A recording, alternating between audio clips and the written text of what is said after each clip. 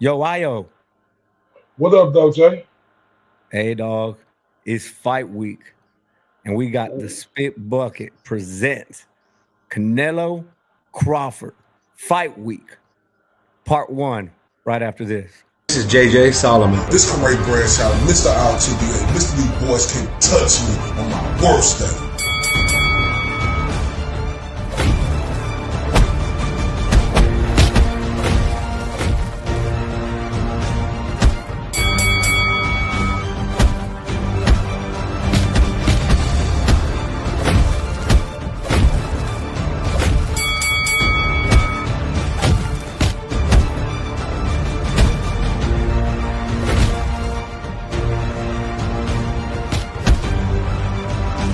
And this is the Spit Bucket Podcast. It's your boy, Mr. IOTBA, Mr. 214, Senor Dos, Una Cuatro, Senor Dos, 14, Mr. Undeniable, Mr. These boys can't touch me on my worst day. Right here with my dog. Hold up, my partner in crime. Hold up. It's Superman. It's a bird. It's a plane. It's Superman. Man, he back from putting in that road work. My dog, my partner from another. Mr. JJ Solomon. What's popping, my guy? What up, my boy, dog? I miss you. I miss the lights and the bright lights and the cameras, bro. I miss you, man. How you been, dog? Oh, man, been great, bro. We know you've been putting in road work. You got to tell the audience how you been, bro, because, you done had a lot going on, and we just glad to have you back on the show, Jay. Dog, I appreciate you holding it down while I was away, bro. It was, it was lifing. I had some ups, I had some downs, but it's all God's plan, and we moving right along, bro. I'll say this, 3 weeks ago now, we went and dropped off my son at the University of Texas for move-in day, bruh. That was heavy, bro. Yeah, horns up, yeah, hook 'em, baby. I'll say this to anybody out there with kids, bro. Dropping off my son and driving away had to be one of the hardest happy things I ever have done, dog. Like, it's a happy, momentous occasion in my IOTBA voice, bro, but it was tough, man. It was tough, but he's out there. He's thriving. He's killing it. So I appreciate you, dog. I appreciate it. And, on a sadder note, I lost my grandmother, but I'm grateful for the 85 years I had with my grandmother. It's just been a crazy few weeks, bro. So we're here now. I appreciate your support. I appreciate you showing up to my grandma's services, dog. And I appreciate our bucket heads for still tuning in and consuming our content. But here we are, dog. How are you feeling today, bro? How's August treating you? Oh, shit, September now. How's September treating you? Oh, man, it's treating me great, man. Shout out to all my Latino people out here. It's especially my Mexican people out here. It's Mexican Independence Month, one of the biggest months, when it comes to the sport of boxing, because, you guaranteed to see one of the top Mexican fighters in there, one of the top USA fighters in the world, and, that's what we have coming before us now. So, everything great, man. And like I say, once again, shout out to JT. My condolences to you and your family on the loss, bro. And, we ready to get this thing back rolling, man. We just glad to have you back, man. Appreciate you, dog. Yep. Appreciate it. And appreciate again, once again, to all the bucket heads. If y'all don't forget, if y'all, obviously, we don't bug all the time, but if y'all don't mind just liking and subscribing, or where's it at? It's right there. Liking and subscribing, man. We putting a lot of work into this. We're on the road. We putting in work, so every little support we can get, we really appreciate it. But like you said, Corey, can you hear me? We are in week. And look, this fight week was so special, dog, that we didn't just put up one episode. We are bringing out a series to you guys. This is part one, Canelo Crawford Fight Week. We're gonna have some guests out in Vegas. We're gonna have some live guests. We're gonna be bringing you footage from out in Las Vegas, and we're excited about it. Like I said, it's too much to do on one episode. So let's kick it off. The goal of today is to let the audience know how we got here. You good, Aya? Yeah. All right, we letting the audience know how we got here. This fight's gonna be on Netflix. There's going to be a lot of people who haven't been up to speed who are going to be watching. So we're going to take this time to walk you down how we got here. IOTBA and I decided that 2023 is a good starting point. So up until 2023, you had Terrence Crawford, who at the time was a two-division undisputed champ, 135, 140. He was a unified champ at 147. No, he wasn't a unified champ at 147. But looking Errol Spence dead in the eyes, that was the fight we had lined up for 2023. Bud was already a great. Canelo Alvarez in 2023 had already solidified a Hall of Fame career. He had showed up to 168 pounds. He had been undisputed king already at 2023. So that was kind of the year where we feel like this started to take off. Before that, Crawford was a little guy, 140, 147 pounder. These conversations really weren't being had by the boxing purists. But time came around, and here we are, guys. So we're going to walk you through this. IOTBA, this one hit close to home because Dallas's very own. Had I talked to you, Corey, 3 years ago and said, hey, dog, in 2025, Canelo Alvarez is going to have a super fight against the former welterweight champ, who would you thought that was going to be? Earl True Spence Jr. I mean, it was no doubt in my mind, JJ, that that Earl Spence versus Canelo Alvarez was going to be a signed, sealed, and delivered thing that was going to happen down here in Jerry's world. It wouldn't have been nobody from the 214 where we had to across the pond who could convince me it wasn't going to happen. Yeah, and I think Errol too. Listen a little bit what Errol had to say. But, like I said, I can move up to 160 and fight Canelo Alvarez. I definitely take that fight. 165, 168, that's more my natural weight. A lot easier for me to make. So I definitely take that fight. Spence wanted it. Every opportunity he had, he was talking about Canelo Alvarez. He was a big 147. Like you said, we all thought that was a fight that could and probably would happen at some point. July 29th, 2023. Spence had to get something done before he wanted to talk about Canelo. And, bro, we remember what happened July 29th, 2023. Oh, my God, JJ. Now, listen. Yeah, go for it. When you got two top pound-for-pound fighters like this, and Terrence Crawford and Earl Spence, and the way Terrence Crawford brutalized and beat Earl Spence to a pulp. Leaving it clear cut, no debate that he was that guy, is that guy, and everybody should recognize him now as that guy. That was a performance of a lifetime, sir. Absolutely, dog. And if you think about the buildup, you can watch our episodes. How many times the term 50-50 was being thrown around? I felt Bud was going to win by knockout, but I would not have been surprised at that time had Spence pulled it off and won a decision, a knockout, a body shot. Like, we were back and forth all the time. And it had a huge buzz. That fight was 5 years in the making. And it happened, and it was a destruction, dog. But that was the point. We knew Terrence Crawford was good. I thought Terrence Crawford was great. I didn't know Terrence Crawford had that. A lot of people say Spence wasn't the same. The damaged goods, the injuries, the car wreck. I don't want to hear it. It was the man in front of Terrence Crawford, and it was a destruction. Not even close. Do you take anything from the car accident, from the injuries, from Spence being washed up by the time he fought Bud? Absolutely not. That was all Terrence Crawford that night on July 29th, 2023. That was all him. Earl Spence had been back from everything he'd been through, fought a couple of fights. He just could not beat that man right there.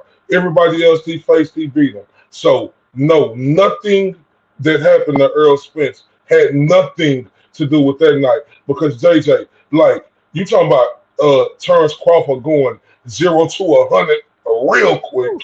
Like, it was no possibility of a chance that Errol Spence had in that fight on that night. So absolutely not. And a lot of the people who made excuses about that fight, y'all should be ashamed of yourself. Terrence Crawford deserved all the credit for that victory. No, I have to agree with you, bro. Like, it ain't no fault of Crawford that Spence wasn't prepared to the fullest. And if Spence wasn't prepared to the fullest, Bud did exactly what he was supposed to do, and that was dominate. What we saw, and I always talk about this, was his normal camp, and then he had a pre-camp in Vegas. His preparation was spectacular when we saw it, dog. So let's reset. Now you have Terrence Bud Crawford, undisputed in 2 divisions now, right? 140, 147, and unified at 135. So undisputed 2 times. Everybody's talking about the rematch, but let's kind of pause and take a look at what Canelo's doing.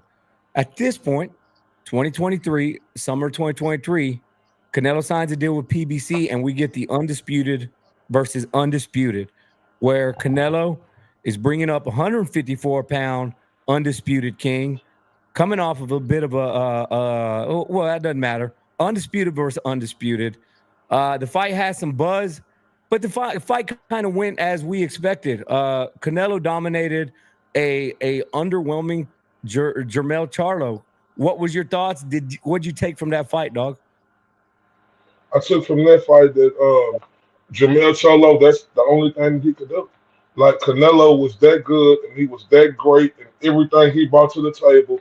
If Jermell Charlo would have tried anything different against Saul Canelo Alvarez, it would have been rock-a-bye baby. So he got back on what he had earlier in his career with Ronnie Shields, when he was a great boxer with Ronnie Shields early in his career, and he used that lateral movement. Not only did he use it, that boy was like the road runner in that fight.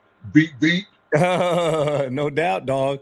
Canelo gets the win, right? And we're all thinking that, all right, Charlo could come back down to 154. There's a good fight there. Undisputed Charlo. We know Terrence Crawford had his sights on being a 3-time undisputed champ. But at the same time, it's just certain things. You know, PBC's not working with Bud that much. That experience didn't go very well with Errol Spence, and there's just not a lot of buzz. We still can't figure out what's going on with Bud. Meanwhile, Canelo signs another fight with PBC. This is in May of last year. I believe so, right? May 2020. No, this is September 2024 because May 2024. Canelo and Munguia, another PBC fight, a fight that a lot of people weren't asking for, but again, Canelo makes it look easy. Unanimous decision over a worthy opponent. You know, this guy wasn't going to rock your socks off. Canelo Munguia, that happens. Takeaways, correct? Anything that change on your view of Canelo or anything, or future potential fights? No, not really. It's just that when you at this level of where Canelo at, when he has been in multiple big fights, it be fights that they excite you and get you up, and you know you got the win. But I'm making $30 million, to beat this guy. I could beat this guy doing this and that. And understand, it's human life. When you can make it an easy night, why not make it an easy night? I know they say it's no overtime in boxing, and that's true, but a lot of people who fight, they not Canelo. So I didn't take nothing underwhelming out of it. I just looked at it as Canelo. I'm making $30 million to $50 million fighting this dude that night. So, I could just win this fight and win. And probably it was a little shade to it because it was this Mexican compadre, and he probably did get off the gas a little bit. For sure, dog. And I think what we're taking from here is Canelo's fighting these fighters that, they're professionals, they're champs, they're former champs, whatever the case. But there's levels to this. And, Canelo's taking a lot of heat for not getting us the fights we want. At this time, during this journey, we still waiting on a Bud Crawford rematch with Errol Spence. Folks starting to lose their faith a little bit. Listen to what Bomac had to say to Marco. You guys had such a dominant performance against Errol. He would like to have the rematch. Do you foresee it at all happening? If he wanted the rematch, he would have took it at 47. I don't want to hear that. Just go on and do his fight and do what he needs to do to finish out his career. That's how I look at it. Shout out to Marcos at Fight Hub. So the rematch is dwindling down. Errol's not very verbal or active. He's not present on social media. He's kind of under the radar. And we're starting to figure out that we're probably never going to get the rematch. Errol wanted it 154. Bud wanted it 147. Kind of start letting that go. But there we are, Corey. I'm going to pause now because the objective of this episode is to talk about why we're here, right? And normally conversations like this involve two journeys and a meeting point. But something happened, Corey, in boxing that, we may not talk about, we may not think about immediately. And let's see if I jog your memory. I'm going to take you back to something you'd be like, what the hell does this have to do with Canelo and Crawford? Yeah, this is the debut of His Excellency, our very own Turkey Al-Sheikh, brought Tyson Fury, heavyweight champion of the world, lineal champ, badass, been undefeated at the time. The dude beat Wilder, and say what you want about Tyson Fury, future Hall of Famer, cash cow, best heavyweight in the world. We had a super fight. I say super fight, a hybrid match, whatever the hell you want to call those. Francis Ngannou and Tyson Fury. Tyson Fury got a $50 million payday to fight a former UFC champion. Tyson Ngannou got the biggest payday of his life. So what happened there? Boxing realized we got somebody with deep pockets. We got somebody that might make these fights happen. And Turkey went on to buy the ring. He went on to have to host the first all the fighters. Yeah, all the fights. But we had Anthony Joshua with Otto Wallin. You had Deontay Wilder with Joseph Parker. So he put on some fights that we wanted to see. Chris Eubank Jr. Against Nigel or Conor Benn. That was the first fight under the Ring magazine after Turkey took it over. So what we're seeing is a movement. Something Oscar De La Hoya confirms to sell the Ring magazine to Turkey Al-Sheikh. He's making a splash. All right, so Turkey's involved in boxing. All right, Canelo Alvarez is working with PBC. Terrence Crawford ain't doing no damn rematch. So boxing is kind of on a standstill at this point, guys. Everybody wants Canelo to fight David Benavidez. Canelo makes it very clear that fight's not happening anytime soon. So the next big move, we got our first Riyadh season in the United States, March 8th, 2024, just over a year ago. Terrence Crawford and Madrimov for Madrimov's 154-pound title. It's Terrence Crawford's debut in the division after the destructive, impressive performance with Errol Spence. Talk about it. What'd you see 154 debut with Terrence Crawford, Corey? I seen, a guy moving up to 154 to make his claim, right? But, a lot of fans was expecting, and a lot of media around the world, including myself, was expecting Terrence Crawford to come out there and make a super splash. But let's give him credit. He got the victory, right? And he got the victory. But it wasn't as impressive as we thought it should be because, see, that's the thing about us. We get spoiled off these fighters, right? We get spoiled off these fighters, and we used to Terrence Crawford, destructing these guys, especially the religious, beating he put on Earl Spence. We didn't expect him to, sprinkle a little holy water on Madrimov, but he got the victory, and that's all that matters. So that was a step in the right direction. 100%, man. A lot of people, it was a unanimous decision. It was a close unanimous decision, though. I believe the cards were 115, 113, and 116, 112 times two. So a round or two, and that fight swings, goes to a draw. It goes to a win for Madrimov. So point is there, Bud moves up in weight after 10, 11 straight knockouts and doesn't get the knockout against Madrimov. He wins a unanimous decision. He gets another belt in his fourth division. But check out what Bomac said after the Madrimov fight when they asked him specifically about Canelo Alvarez. What is in your mind if you think about the concept of him fighting Canelo Alvarez at 168 pounds? She better, Get them legs in some shape, man, because you're gonna have to move. Get them legs in some shape. Make sure them legs are in good shape because you're gonna have to side to side moving with Canelo. Man. That sounded like a lot of uncertainty, and I don't want to say fear, but nervousness. I don't think anybody saw Canelo Crawford even then, bro. Like, did you hear Bomac? I never seen him that unconfident. And what did you make out of Bomac's comments there? It was just shock, like we was, right? Because like I said, just like we were spoiled, right? But you know, even though we have to look at it as reality, right?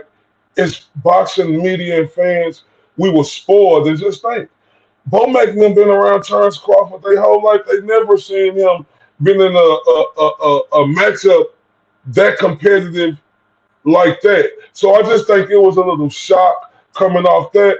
But one thing I do like about Bomac though, like he thorough. He let it know. He said he's gonna get them legs. He's gonna have that side to side lateral movement. So he didn't tell Terrence Crawford this personally. He let it know to the public. And that's the type of coach I want to have in my back pocket, who ain't afraid to tell the media or the fans around the world what I need to do if I'm going to have to beat this guy. 100%, bro. That's a hell of a point. It's after a fight. And most people will be like, hell yeah, we'll take it. But he goes straight to strategy. What do we got to do? What are the X's and O's? How does a fight look? Look, dog, I don't know if you've seen we'll talk about that here in a bit. Let's keep going. Let's keep going down this Canelo Crawford journey. So Bomac is kind of showing a little bit of hesitation there, right? You got Canelo balls deep with PBC. Canelo's even taking shots at Turkey Al-Sheikh, making fun of him holding hands with Dana White and Crawford with his own little shot. So at this point, we're thinking there's no chance in hell, right? Canelo's trolling. He's working with PBC. We know PBC don't want shit to do with Bud, but things start to change. You know, I remember you were kind of a little salty with Turkey because you were like, who he think he is talking to Canelo like that? Because you remember Canelo was like, I need this amount of money to fight. And Turkey's like, who the hell, you know, who you think you are? But something happened. And it looked like February of 2025, Saul Canelo Alvarez comes to terms with His Excellency Turkey Al-Sheikh, bro. And this is enormous. This is huge. This is the guy with all of the money now partnering up with the guy who demands the most money. So something's bound to pop here, right? It's going to be Benavidez. It's going to be Crawford. There's rumors speculating at this time that Terrence Crawford's getting close to getting a fight with Canelo. Canelo gets his first fight under Riyadh season. No, but before we get to that, back me up. That was a game changer. Right there, right? Because like you stated, you know, you don't talk to a guy like Canelo like that, a guy who don't need you like that on a public forum and say, hey, we offer Canelo this, we make that final offer, take it or leave it. Like, you don't do that to a guy like that. But that really, like, even though I was like, why this guy thinking like that? If you're looking into hindsight, that showed the kahunas of Turkey Al-Sheikh and, you know, how he wanted to get this done. So that move, him signing Canelo, was a game changer. It was everything, dog. It was everything, and it took PBC's cash cow out of PBC. And go ahead. But then that's when we'll get into that. I'll come back to that. Keep going with the scope. All right, cool. I'm trying to stay on track here, but as soon as we're done with this, we'll add our commentary. But no, you're absolutely right. When the guy who is the highest paid cash cow and all that signs a deal with Turkey, bro, we knew something was coming. We knew something big was coming. And it turned out to be a 4-fight deal. The plan was May 2024, September for Bud, another fight in May, another fight in September. So we got the first one. The Fatal Fury. This is for Canelo's second time at Undisputed. As you know, he had to give up the IBF. Skull picked it up over Shishkin, and then these guys fight. It was a snoozer. Say what you want. William Skull did not come to fight. He ran the entire night. It set record for the least amount of punches. It made Shakur Stevenson fight look like a jungle dog. It was a terrible fight. But most importantly, Mr. Bud Crawford was ringside and jumps right into the ring, and that's when it was official, Correa. What was your thoughts about Canelo's skull and his performance? Did it change anything how you see Canelo? And then what was your thoughts when this moment happened and it was official? No, it didn't change my on any way I looked at Canelo. It's like this. Canelo was the undisputed champion. Canelo trying to fight. When you William Skull and you got an opportunity of a lifetime, you don't come in there trying to. Well, Canelo had 3 belts. William Skull had the IBF. Yeah, that's right. But when you got a chance to get undisputed or even just fighting Canelo to beat Canelo, you don't come in there and do that like that. You can't say, "Oh, Canelo, you should do this and that," when the other dude not even trying to really engage, right? Why not make it an easy night if this dude's showing you that he don't want to engage with you? So absolutely not. That didn't do nothing for me when I seen that fight. I put that on William Skull, for not having the kahunas to come in there and show that I'm a man, I'm a champion, and he didn't do that. But when Crawford stepped in that ring, right, I sang down here in Texas, right, JJ? They say the stars at night are big and bright, deep in the heart of Texas. Now, JJ, no cap. It's just some matchups out there, where the lights just start to shine extremely bright because you look at a fighter like Terrence Crawford, right? Which I said I was going to come back to, right? Because when he signed with Turkey, that's when I seen, when Canelo signed with Turkey, I say, it's possible. Because I never even fathomed that Terrence Crawford would get this opportunity. I didn't think that would even go that way. But when Turkey signed this deal, I say, hold up. One thing I seen Turkey do for Terrence Crawford that no promoter ever did for him, what Terrence Crawford wants, he gets. 100%, bro. Finally, Terrence Crawford has been wanting this his whole career. He wanted to be the superstar. He wanted to be somebody's numero uno. You know what I mean? And look, Turkey's holding his hand. I mean, we see Canelo making fun of, but that's Turkey's boy. That's Turkey's boy. And Bud finally got somebody who believes in him. He's not coming in having to beg, having to ask for transparency, like the whole Errol nightmare of a negotiation that was. It's like you said, what Bud wants, Bud's getting. And hell, what the cash cow wants, the cash cow's getting too. Because, Canelo Alvarez is making 9 figures on this fight. So, dog, here we are. It's Canelo Crawford fight week. And this is a fight that 5 years ago, when Spit Bucket podcast started, we never would have imagined this. We were talking about Canelo Usyk on our very first episode. So you got Canelo bringing up Terrence Crawford, man. And I'm excited, dog. Now, one thing I didn't really include in the buildup or the journey, because I don't feel like it's the reason why we're here, because he didn't do much. He just got placed here. But something we need to talk about is Dana White being involved. And the reason why Dana White, why there's a hole in the reason boxing was in a position that Dana White's here. And I think it's easy, dog. I think we lost a lot of what made boxing. We lost a lot of our characters. We lost a lot of our stories. It just turned into like this protecting a record, this I deserve it, you don't deserve it. It was everything but fighting. And look, I say what I want. I love boxing over MMA and UFC all day, but you can't deny UFC. They make the fights that people want to see. They have fighters that people love, and they keep it moving. The sport is always moving forward. So I'm still in a position where I don't know how I feel about Turkey being involved. I don't know how I feel about Dana White being involved in the sport because the jury's still out. But look, if Dana's going to take that idea about making the big fights happen, and Turkey's going to give him the money to do it, no, sign me up. I know I'm a boxing purist, and we got to fight change, but sign me up. The sport is dying, and here we are with the biggest fight of the year on Netflix, thanks to Dana White, Turkey Al-Sheikh. I'll shut up and hear what you got to say.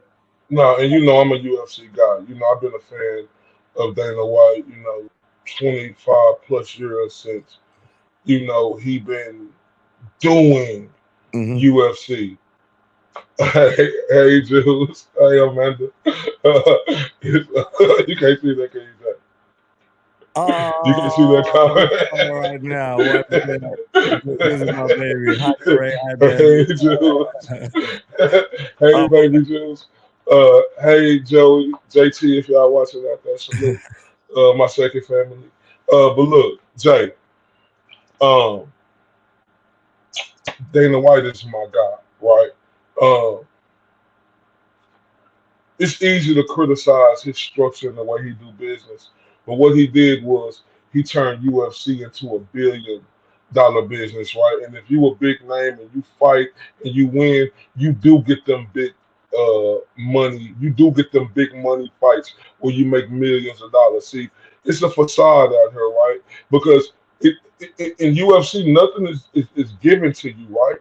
But it's always an opportunity, because one loss don't define who you are or who you're going to be, or if you can make it back up to that echelon again. We've seen it time and time again out of in UFC. Look at my guy Michael Bisping? Who? Bisping? Who? Bisping? The UFC? Yeah, Michael. Look at my guy Michael Bisping, right?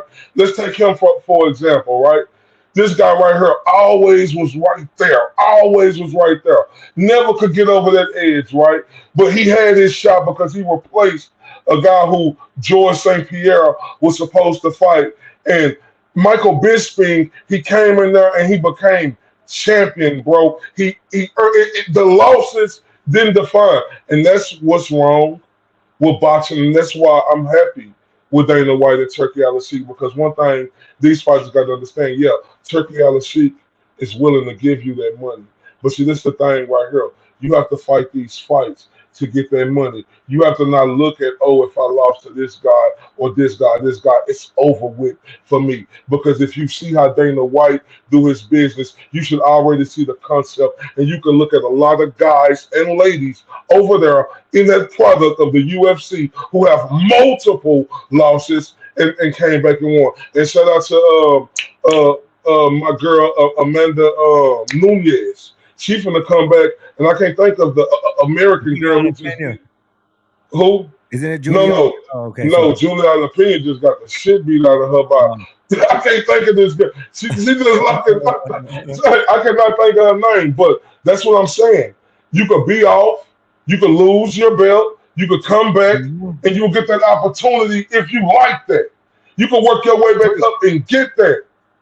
So that's what I like about Dana White being a part of the UFC, because in the UFC, if you don't want to do business or make things happen, we're not going to try to do this with you. Yeah, we're going to try to make the best deal with you, but we will look the other way and keep business going. And that's why you have seen UFC in a 30-year period, 30-plus year period, surpass boxing in popularity, sellouts everywhere. Yeah, so a couple of follow-ups I got on that. So I've been watching UFC. I've been watching UFC since the beginning. Me and my dad, the first live UFC watch was UFC 4. And, bro, there is a huge difference in the product from when Dana got there and before. Like, we don't talk about what Dana did to the UFC. We just talk about, the UFC is about 30 years old and it blew up. Dana didn't used to be involved. And before that, it was some hillbilly, just goofy fighting, one-night tournament, no names, nothing. When Dana got there, dog, everything changed. All right, my second point, or the second thought is, it's not just the winners. Like, you can get beat up, you can lose a fight and still look good. Just because you lose a fight, every one of my favorite fighters of all time, every single one of them have multiple losses. Every single one of them have got their asses whooped. Not only losses, not just close losses. Every single one of them have got their asses whooped. So the point I'm trying to make, and the point is you're making, is like you get an opportunity to come back in UFC and look good. And that's what boxing, the public, the media, the promoters, the fans, the fighters, everybody needs to realize. It's fighting, dog. Like, you're gonna get beat. You good, Craig? Look like you all right. Look like you hurt. I'm good. Look like you're taking the first L to oxygen. No, so that was the second point I was gonna make is it's okay to lose, man. It's okay to lose. All right. It doesn't mean your career's over. It doesn't mean all your fans are going to turn on you. And if they do, you need new fans. My only concern. I have a third point before I have a concern. My third point is that all these American fight fans who one of their big concerns is, you good, Corey? All right, cool. One of their big concerns is the fight's being held overseas or the fight's not being in America. You can't complain about that. No, we just had a Bam Rodriguez fight, a pound for pound king, here in Texas, in Fort Worth, Texas, in Frisco, Texas. That place should have been sold out, completely blown up off the roof. When you have fights in the United States with big names and they don't sell out, then we lose the right as a fan base to complain that boxing is moving. We did that by sitting on our asses at home, by stealing pay-per-view. We did that. Now the sport is broken, so don't be mad when Turkey Al-Sheikh starts pumping his money into it and starts doing what he wants. My only fear for the sport is fighter. You got to take care of the fighters, dog. Like, don't be trying to pay them peanuts, And that's that's the thing with UFC. That's what we always. But who is these? But who is these guys though? Like this is the delusion about a lot of these fighters. I love these fighters, and listen, I want all these fighters to get everything that they can get today because there's a lot of cool fans out here, right?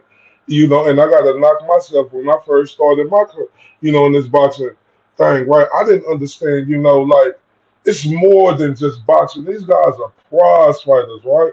Like they got to make money for a living so they can take care of, their family, right? But I understand you want to come up, right? But it comes to a point, right? To where it's no more easy fights. It's no more, peekaboo.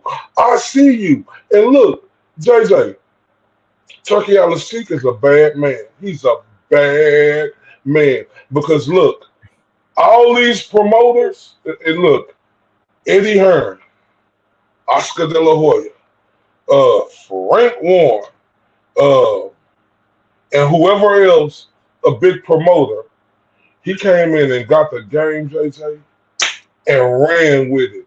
Now I'm telling them this, even with Top Rank, they better be careful, right? Because you gotta look at it like this, and this is just honesty. They say the truth hurts. So if the truth hurts, put the shoe on. I'm talking to you. Like, we got a guy here in Virgil Ortiz, Grand Prairie, Texas. We know he's a beast, JJ.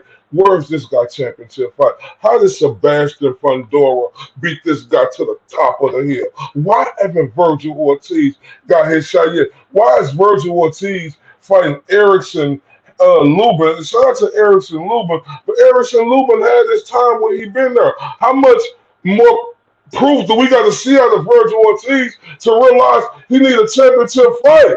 What is going on? See, this is where Dana White and Turkey Al-Sheikh come in there, right? Because it seemed like it's a money game with these promoters. We understand y'all got to make money, but y'all been tricking us and doing this with Virgil Ortiz and how Eddie Hearn been tricking us with Boots Ennis, and the only people I can get credit to really is Top Rank, right? Because at least they try to put on the fights. But look at that though. Even then, Bob Arum just finessed everybody and got Xander Zayas a title fight against the Noah. So Xander is a world champ now, and meanwhile you got Virgil.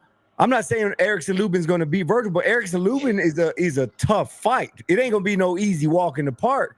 Like, look at Lubin's losses. He fucking was giving Fundora a run for his money. So you're absolutely right. How is it that some of these promoters either play the money game or they know the system to finesse it to where you got Virgil, who's been in line for years now, and yeah, he has some injury issues, but there's no reason that Virgil shouldn't be a world champ right now. And we say all of that. I know it seems like we're going off track, but I'm with you 100%. It's enough. Is enough with this game plan. There should be no reason Jamal Charlo is sitting on a title for 3 years and he ain't active. You know, promoters, sanctioning bodies. I know us old heads. I'm speaking for myself here. And us purists get a little weird when somebody comes in and tries to shake things up. But it's our fault. We let all of this happen, guys. So now we just got to hope for the best. We're at least getting a fight that people are talking about now. And that's why I'm happy with Turkey Al-Sheikh and Dana White, because I know it's going to be different now. Because it ain't going to, like, I'm be honest with you. They can't compete with Turkey Al-Sheikh and Dana unless they come as a force all together and turn into one. And even turning into one, they're not going to have more money than them to produce and, you know, make it happen, JJ. Like, this right here is a step in the right direction. And like I say, I got mad respect for Turkey Al-Sheikh. Like, it's cool to, you know, have an opinion of a guy, think wrong of a guy, but after seeing what he's doing, you know, it's okay to be like, hey, I was totally wrong about this guy. This guy is what we needed for boxing. But I'm telling you, JJ, this is a slippery slope game that these other promoters are playing now. I hope they tighten it up. No, you're right, bro. You're right. I'll say this, this is me eating some crow, because for 20 years, I keep telling these UFC guys, like, y'all ain't shit. Like, y'all are boxing's little brother, you know. And I would see the big names and stuff, but when that deal just got signed with Paramount, and UFC's getting that 7-year and 1.7 bit, like crazy numbers. Like, bro, UFC's compete. It put them on the level of Major League Baseball, NBA, football, and hockey now. They're a mainstream sport. They just passed boxing up in 30 years. They passed boxing up. I can say that now. That TV deal makes it official. It's not opinions anymore. I have to admit it. I'd be lying and I'd be stubborn. UFC passed up boxing. UFC's more mainstream now. And who was at the helm? Dana White. This how cold it is. And I want to touch on Crawford and Canelo before we go, but this how cold it is. UFC have a big event in September as well. I think it's Los Noche or something like that. I apologize to all my Mexican fans. No, the UFC Noche or something like that. UFC yeah, something like that, yeah. So, yeah, and JJ is going to be a sellout. We know Canelo, but look, this is what's crazy. That's going to be on pay-per-view, and guess what? It's going to get bought. Not no more. Oh, it's not? UFC ain't doing no more pay-per-views either. Oh, no more pay-per-views? No more pay-per-views, bro. So they all on Netflix now?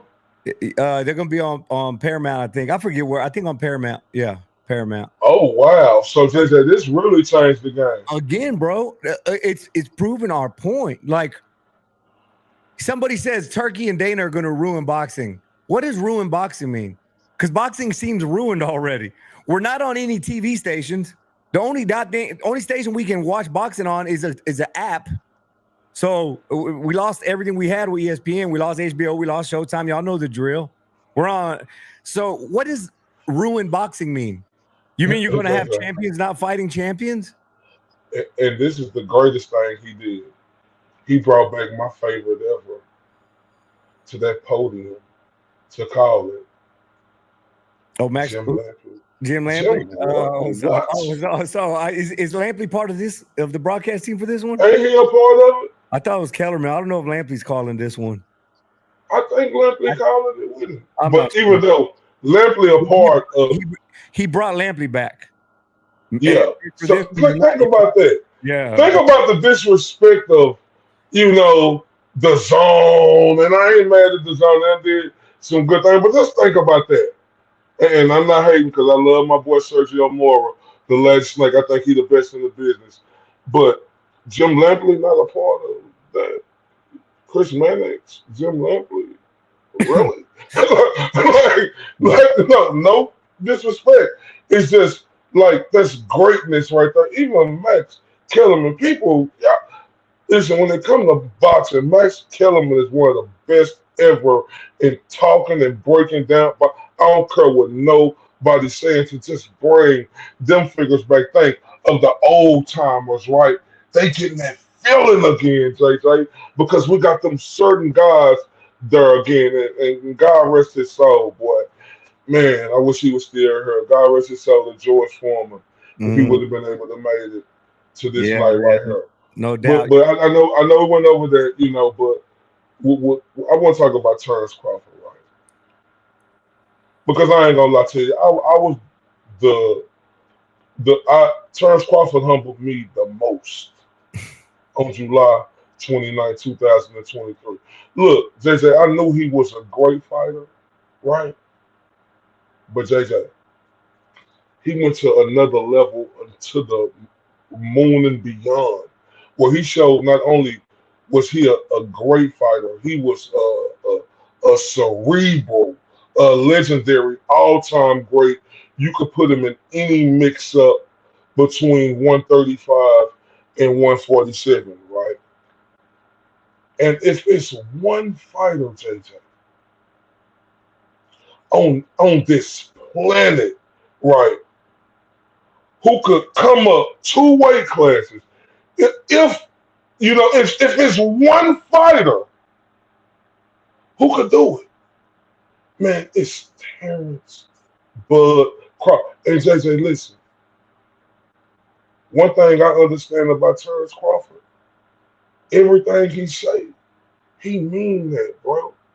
He mean, and listen, it will be no other fighter on this planet, right, that I know who could possibly come up and beat this guy than any other fighter on this planet, right? Terrence Crawford could do it.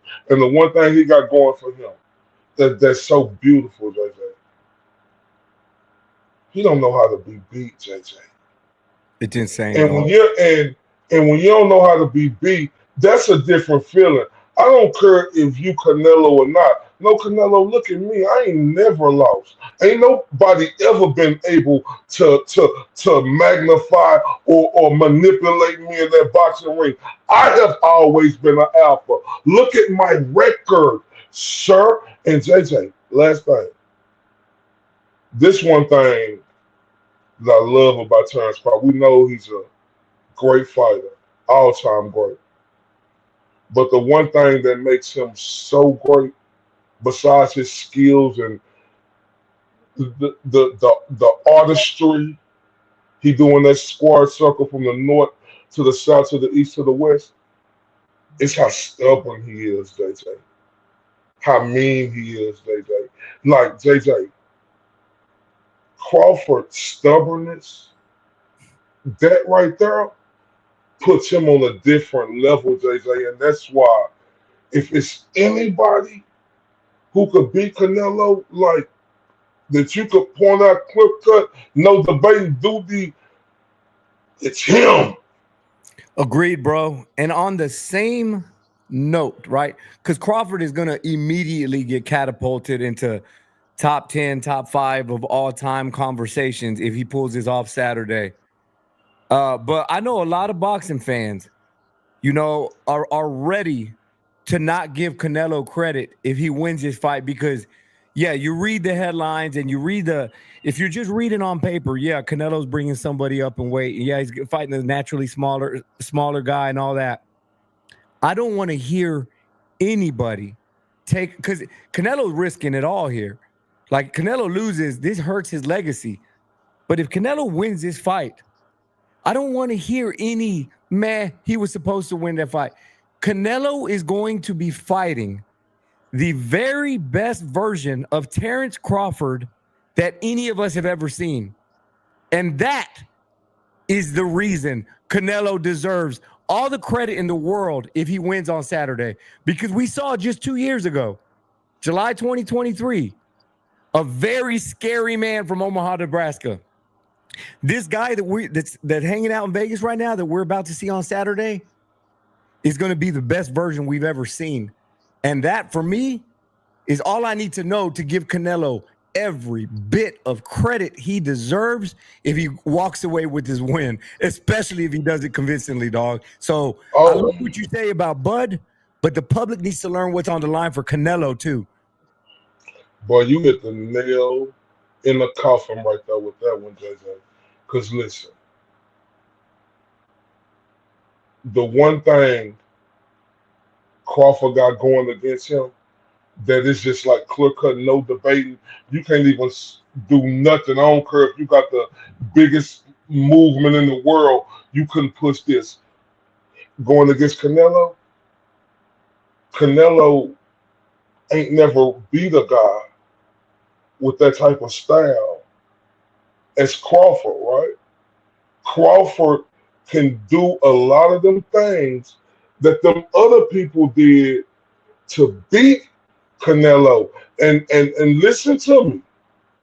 That's troubling going into this fight because we talk about pressure. Yes, Crawford has a huge amount of pressure on him, but Canelo has just the same, JJ, because Canelo has to show the world from the 214 to where everybody at in the States or to across the pond where you at, that he could beat one of them type of guys, clear cut, no debate, not no Aries Lande Laura versus Canelo, where it's debatable, JJ. He has to show he could beat one of them guys, and this Canelo needs this victory as bad as Terrence Crawford needs this victory. I agree, and for that reason, both men deserve credit when either one of them win, and both of them deserve credit for taking this fight. Canelo because he's risking it, and Terrence because he's taking on. Terrence Crawford can fight anybody at 154. He can fight Virgil. He can fight Boots. All that. He can fight those names, and they would be great for his legacy. This is insane. Most of the time, I'll roll my eyes when somebody's going up in weight because most of the time, this is a stupid conversation. This is a real fight, guys. Don't let the narratives and the 147 and 154 weight, don't let that fool you. This is a real fight, and I'm fired up. Corey, before we go, I want to have a little fun with this. I'm hoping somebody screen records there because I think we deserve some credit. Since we're talking about how this fight was built and the road to the fight, I want to show y'all a couple of receipts. Take a look at the date, July 28th, 2024, 2:38. I say Canelo Alvarez is going to fight the winner of William Skull and Shiskin to be called for two-time undisputed. Easy Ezra from Brunch Boxing was asking if Canelo doesn't fight Crawford, who should he fight? Or he should fight Pacheco next. I called him fighting Skull. This was before anything from Saudi Arabia or anything came through. And then let's take it a step further. January, check the date. William Skull in May for two-time undisputed, setting up historical undisputed fight with Crawford in September. Hey, dog, I hope somebody screen records that and gives the spit bucket a little credit because that looks like exactly what happened. That looks like what happened. Hey, that was right on the money. JJ, I'm not going to lie to you, bro. I'm excited about this. I am too, dog. I'm not going to lie to you. I'm excited just because, look, this is why I'm so excited. Not just because of the fight, because, like, not only should people glorify Terrence Crawford for the way he beat Earl Spence brutally, with them both being top pound for pound, but JJ, how disrespectful he was wearing that fishnet. Oh man, oh shit. JJ, so that's what I'm saying. I'm excited to see what his outfit gonna be because Steve Nelson already told us, and shout out to Steve Nelson, he gonna be fighting on this card. He say it's not gonna be what we all think, where it's gonna be Mexican red, white, and green. It's not gonna be that. It's gonna be something amazing, and I'm picturing what it could be because, in my opinion, this is the litmus test. Like you already gonna go down as an all-time great. Can't take nothing away from Crawford, right? All-time great. This right here, if you able to leap over this mountain, then this is something different. So I'm just thinking like it has something to do with being complete, or his era or something. I just wonder. I'm excited about that, JJ, because when he wore that fishnet, JJ, I ain't gonna lie to you. I was like, oh, it's like I say now, that could be a good thing or a bad thing. That could be great, and he did what he did in hindsight, or it could be embarrassing. You come out there with a fishnet and Earl Spence do that. But JJ, this dude had the balls.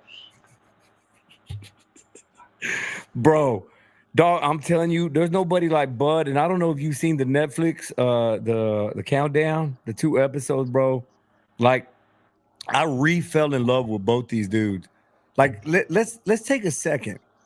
2 great family men, right? Like great dads. Bud and his wife or ex-wife, whatever, having their issue. But I'm talking about the quality of the dude, the dad, right? We don't see these guys constantly popping up with legal issues, getting arrested. There was the PED case in 2017 with Canelo. Outside of that, bro, like we ain't hurt. Like these guys are the epitome of professionals. They're in shape all year long. They're gonna give whoever's in front of them a hell of a fight. So this fight, bro, for me represents like the best of boxing. It's not just about Canelo and Bud Crawford. This is our best men that we have to represent us as a sport going out there and making it happen on Netflix. So I'm excited, bro. And they similar, like in that first episode, just seeing how Terrence Crawford came up, right? Never getting a shot, an opportunity coming up, never been Canelo. He couldn't get no amateur fights. Nobody didn't want to fight him. So he had to turn pro at 15. If you really look at them, they really common. The way they came, JJ. But this is this right here, I'm not gonna lie to you. This right here finna do numbers, sir. Bro, and it's gonna be a great fight, bro. If Crawford doesn't crumble, this is going to be a great fight. If Crawford can get through that power, bro, this is going to be a fantastic fight, bro. When you talking about somebody who got the heart of a lion, bro, he ain't that 10 man from the Wizard of Oz. This dude got the heart of a lion. I'm gonna tell you like this: Crawford wins this fight. I ain't giving my prediction. Yeah, this ain't time for picks yet. This ain't no prediction, but Crawford wins this fight. Listen to me. Screen record this, everybody. Crawford wins this fight versus Canelo Alvarez, being the same guy that got him up. I can't argue with that. Canelo Alvarez wins this fight, ladies and gentlemen. I love where you're going with being the seasoned veteran that changed him after that Mayweather fight. If he beat that, bro, he wins this fight. I can't wait to make our pick, JJ. Yeah, I can't wait either. And I'm gonna be honest, I have flipped my pick for at least 10 times in the past 3-4 months. However, like I'm all the time trying to process this and what it's gonna look like. But what I've come to the determination, I got to pick somebody, but I know I don't care if I'm wrong. This fight is going to be a good one for the ages, dog. And I know we got to go, but like people, we all human beings. You can be as confident as you want to about this fight, whatever side y'all on. But then you look at that other fighter on that other side, and it make you start thinking a little bit. We all human. You could be Mhm. whoever you picking, whether you picking Crawford or Canelo. You could be like, oh, he gonna beat that guy. Then you start looking at that guy as the fight right here now, and you looking at that guy, you be like, ooh. So I'm ready, Bro, Jay. hey, dog, and I know you're talking about Crawford's like what he's gonna be wearing, but listen, and I know it was tight when Errol came out to Big X, but Bud Crawford has never been in an arena that's gonna explode the way it's gonna explode when Canelo comes out. See, Jesse said Independence Day weekend in Vegas, West Coast, it's gonna be a heavy Canelo fan in that giant ass stadium, bro. The place is gonna be popping, dog. So Bud's gonna have to. That is one thing Bud's gonna have to get through. Is that wave of holy shit? This is an event. This is a Canelo fight. This is different. He's gonna have to adjust to that because I don't. We're all human, like you said. So far, so good. Seeing him come up there, he say, I'm gonna make him cry like I said I did. He said, they heads is gonna be the ones getting hit. And that's what I'm watching to see Bud. And JJ, guess what? I believe him. Bud ready. Bud ready to go in here and prove that he is who he is. Whether anybody think he gonna win or not. Just like when I'm looking at Canelo. Canelo coming in here because you know what, JJ?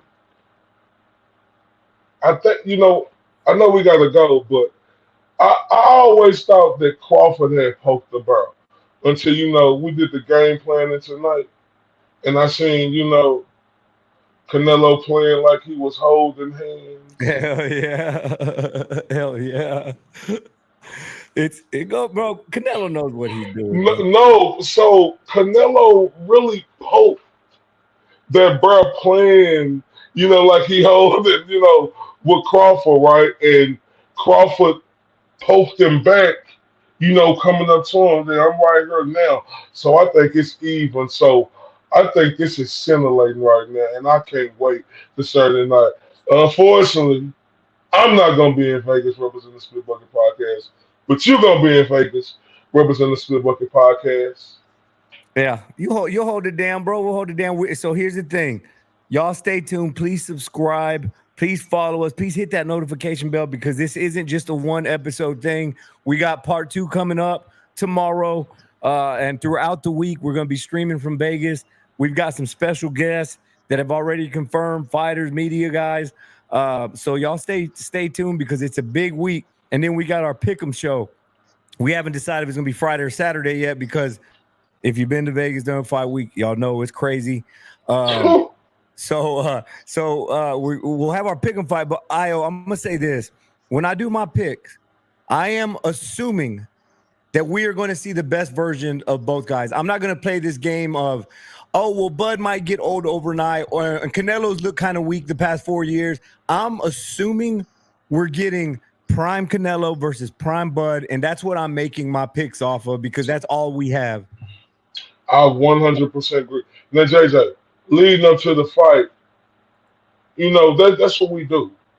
We try to nitpick on fighters and, try to say this fighter could do. That it's a part of boxing, right? But you hit the nail in the coffin again. Bang. Shut him down 12 days, 200 yards. You hear me? Like, for real, JJ, they both going to be the best. JJ, come on, JJ. You just said, JJ, they gonna be the best of who both of they is. This, oh my God, everybody. Yeah, man, if y'all ain't got Netflix, everybody go get. Hey, we must support this. Look, Turkey Al-Sheikh and Dana White, they trying to bring boxing to the American public, and we must come in with them. Look, give Turkey Al-Sheikh credit for him finally doing Terrence Crawford right. That should show y'all, right? This is how they do. He could have came over here and tried to pick the biggest fighter first. Mm-hmm. He came over here, he said, damn, Terrence Crawford is like one of my favorite fighters. And, this dude's so great. They not giving him the opportunity. Like, if you ever watch Coming to America, right? You know, when I forgot his name, but they were trying to get him a wife, right? Yeah, Eddie Murphy. They were trying to give him a wife, right? And the women were saying, "What do you?" They said, "What would you like me to do?" He said, "What you want to do? Whatever you like." When he got Turkey on the seat down with Crawford, he said, "What do you want?" And he delivered on it every time, bro. I respect Turkey for doing that for Terrence Crawford, bro. 100%, bro. And I respect Turkey for doing this for us.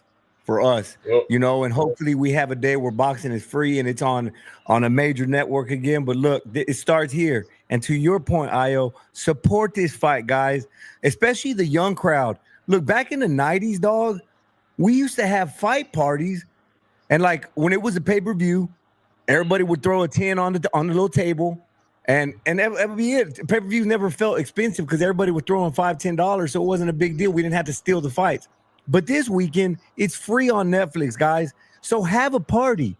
Have people come to your crib. Throw it on Netflix. Order some pizzas. Make boxing great again. Bring people over to your house, have some drinks, and say, look, guys, check out Netflix. This is the best boxing has to offer.